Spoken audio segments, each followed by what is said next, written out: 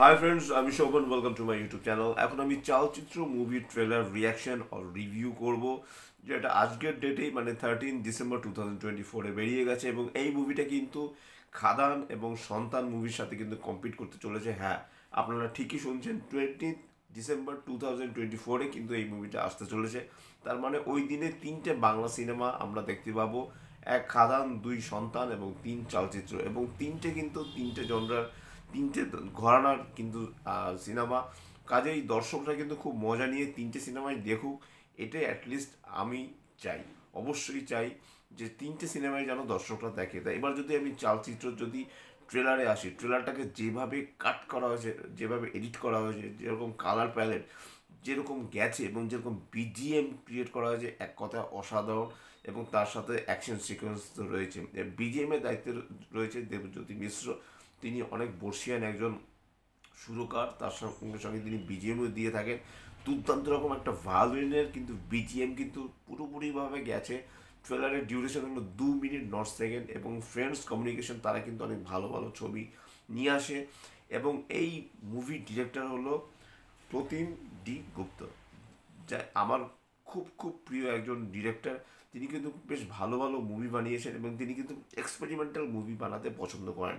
এবার এই মুভির লিড কাস্টে কারা রয়েছে, যাদের নাম না নিলে পরে এই মুভি সম্পূর্ণই হয় না, তাদের শুধু কাস্টিংটা শুনুন: টোটা রায়চৌধুরী, অনির্বাণ চক্রবর্তী, রাইমা সেন, জিয়াউল ফারুক অপূর্ব, তানিকা বসু, অনিন্দিতা বোস, ব্রাত্য বসু, শান্তনু মহেশ্বরী এবং আরও অনেক, স্বস্তিকা দত্ত রয়েছে।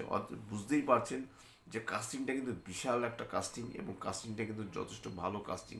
তো এখানে যে খুনটা করা হয়, খুনের যে প্যাটার্ন যেটা, সেটা হলো যে দুর্গা ঠাকুরের, আপনারা যে একটা চালচিত্র নিশ্চয় দেখতে পান যে দুর্গা ঠাকুরকে যেভাবে যেখানে রাখা হয়, তার পেছনে যে ব্যাকগ্রাউন্ড যেটা, সেটাকে অ্যাকচুয়ালি বলা হয় চালচিত্র। সেই চালচিত্রের মধ্যে মেয়েদের, অনলি ওমেনদের মেরে ফেলা হয়, মেরে ফেলে সেই চালচিত্রের মধ্যে সাটিয়ে দেওয়া হয়। তো এখানে কিন্তু ট্রেলারটা কিন্তু দেখানো হয়েছে যে অপূর্ব হয়তোবা কোনো কারণে এখানে দোষী, কারণ একটা জায়গায় কিন্তু একটা ম্যাস আপ হয় এবং সেখান থেকে অপূর্ব ধরা পড়ে। এবং ঠিক তার আগের দৃশ্যেই কিন্তু ব্রাত্য বসুকে একটু সময়ের জন্য দেখানো হয়। কোনো কারণে কোনো কারণে হয়তো আপনাদের মনে হতে পারে যে এই মুভির অ্যাকচুয়াল আসল কালপ্রিট কে, ব্রাত্য বসু নাকি অপূর্ব। এবং অপূর্বর যে হাসিটা যেরকম যেরকম দেখিয়েছে না, এক কথা অসাধারণ। কোনো ডায়লগ নেই।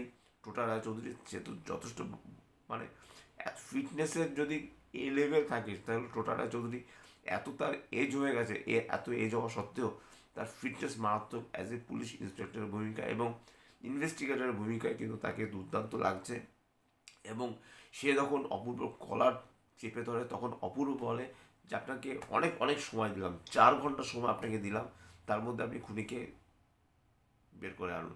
তার মানে কি, এখানে ব্রাত্য বসু তিনিও খুনি নন, এখানে অপূর্ব খুনি নন, তাহলে খুনিটা কে? অ্যাকচুয়ালি ট্রেলারটা দেখে কিছুতেই বোঝার উপায় নেই যে অ্যাকচুয়াল খুনিটা কে। কিন্তু এখানে যেভাবে দেখানো হয়েছে ট্রেলারটাকে, এক কথা অসাধারণ।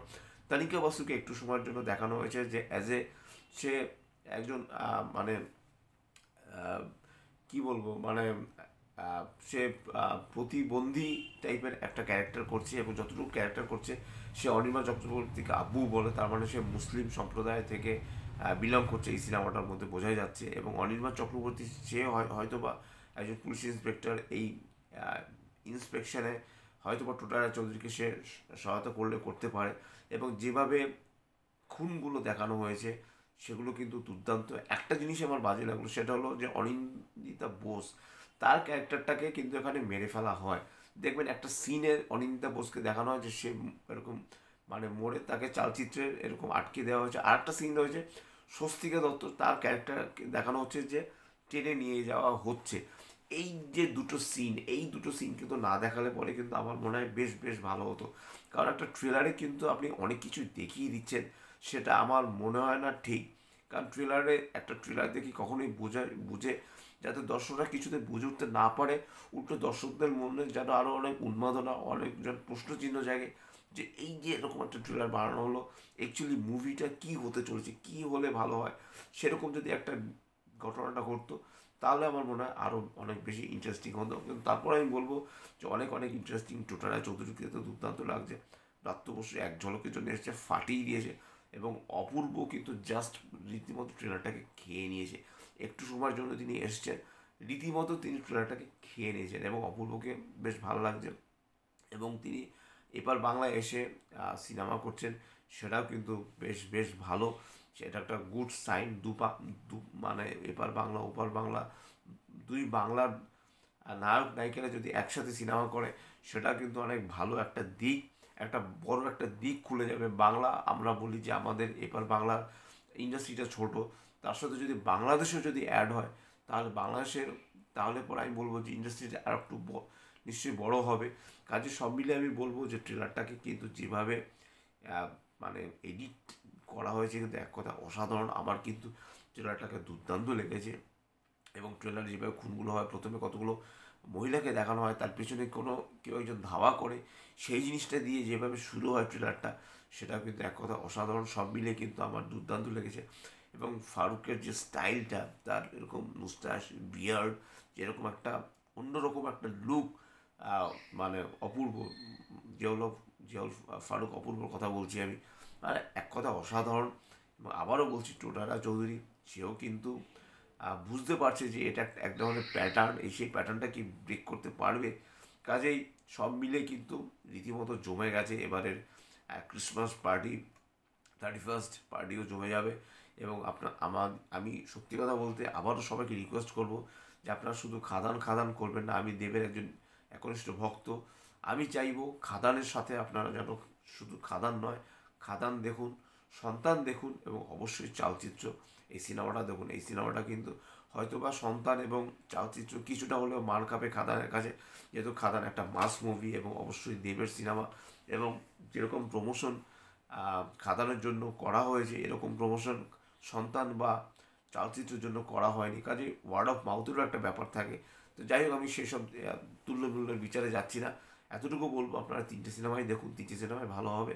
এবং চালচিত্র ট্রেলারটা আপনারা যারা দেখেননি, আমি ডেসক্রিপশন বক্সের লিঙ্ক দিয়ে দিচ্ছি, সেখান থেকে আপনারা দেখে নিতে পারেন। অথবা অলরেডি কিন্তু 172K ভিউজ কিন্তু ট্রেলার্স কমিউনিকেশনের তরফ থেকে কিন্তু চালচিত্রের ট্রেলারটা ভিউ পড়ে গেছে। অতএব চালচিত্রের যে ট্রেলারটা, সেটাও কিন্তু কোনো অংশে কম নয়, সেটা কিন্তু অনেক লোক ইতিমধ্যে দেখে নিয়েছে। আমার মনে হয় ডেসক্রিপশন বক্সে লিঙ্কটা দেওয়ার থেকে না দেওয়াটাই বেটার। তো যাই হোক, এটাই ছিল চালচিত্রের ট্রেলার রিভিউ। আপনার যদি আমার চ্যানেলটা ভালো লেগে থাকে, লাইক, শেয়ার, কমেন্ট এবং সাবস্ক্রাইব করতে ভুলবেন আমার চ্যানেলকে। ইনস্টাগ্রামের লিঙ্ক, ফেসবুকের লিঙ্ক এবং ইউটিউবের লিঙ্ক আমার ডিসক্রিপশন বক্সে দিয়ে দেওয়া রয়েছে, সেখান থেকেও আপনারা আমাকে কানেক্ট করতে পারেন। Till then, stay tuned, tata.